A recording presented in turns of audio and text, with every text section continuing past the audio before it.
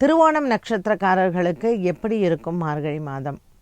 இந்த திருவோண நட்சத்திரக்காரர்களுக்கு இந்த மார்கழி மாதமானது மனதில் இருக்கக்கூடிய பய உணர்வை நீக்கும்.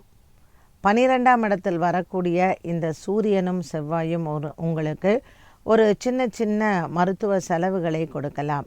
இதில் பூர்வ புண்ணிய பலங்கள் நன்றாக இருப்பதும், பாக்கியத்தில் கேத்து பகவான் இருப்பதும், குழந்தை பிறப்பு இது போன்ற சுப செலவுகளாகவே அமைகிறது.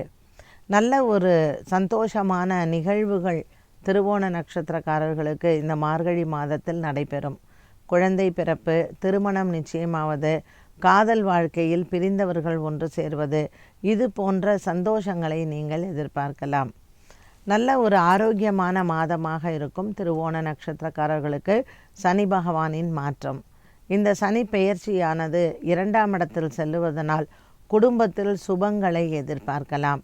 இந்த சுப நிகழ்வுகள் வரக்கூடிய இந்த காலகட்டத்தில் மனதில் சந்தோஷங்களும் குடும்பத்தில் நல்ல செய்திகளும் வந்து சேரும்.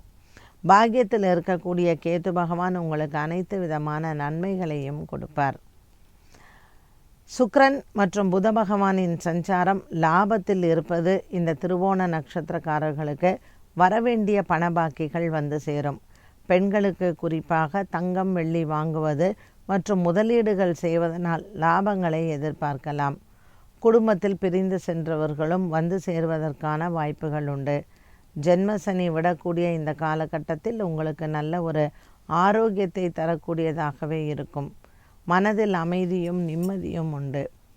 பலவிதமான மன குழப்பங்கள், மனதில் இருக்கக்கூடிய அழுத்தங்கள், மற்ற உங்களினுடைய எதிர்காலத்தை நினைத்து வருந்தக்கூடிய ஒரு நிலைமை மாறி நல்ல ஒரு மன தைரியமும் வாழ்க்கையில் ஒரு பிடிப்பையும் தரும் இந்த மார்கழி மாதம். ஆண்டாளை பிரார்த்தனை செய்து ஆண்டாளுக்கு ஆலயத்திற்கு சென்று இந்த மார்கழி மாதத்தில் இந்த வைபவத்தில் கலந்து கொள்ளலாம்.